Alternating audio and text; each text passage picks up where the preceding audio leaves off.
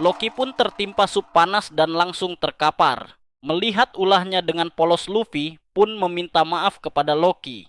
Namun anehnya Gert malah memberikan acungan jempol kepada Luffy atas kejadian tersebut. Lantas Sanji yang melihatnya pun mempertanyakannya, dan ia pun berbincang kepada Zoro perihal kenapa Loki sebegitunya dibenci oleh para raksasa Elbap.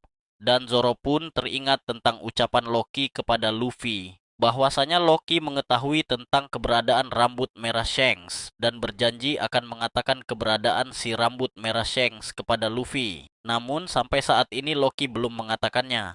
Atas hal tersebut Zoro pun meragukan ucapan Loki, dan Zoro berpikir bahwa Loki mungkin saja membohongi Luffy. Mendengar perkataan Zoro, Loki pun menepisnya. Loki berkata bahwa perihal keberadaan si rambut merah Shanks, ia tidaklah berbohong. Namun tentang ia tidak mengatakannya sampai saat ini, karena Loki enggan. Ia merasa tidak ada untungnya baginya, karena borgol di kakinya juga tidak kunjung dilepaskan. Sembari tetap mengunyah daging, Loki pun tak menyangka bahwa Luffy sangat ingin bertemu dengan si rambut merah. Dan ia juga mengatakan bahwasanya dia juga tahu rasanya mengagumi sosok bajak laut di waktu kecil. Mendengar pernyataan Loki, sembari tetap mengunyah daging, Luffy pun berkata, "Kau bicara seolah kau mengalami hal yang sama denganku."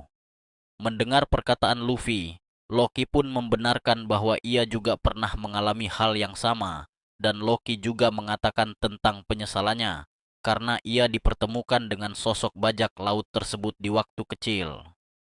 Lalu memperlihatkan kenangan Loki kecil yang sedang berbicara dengan sosok siluet.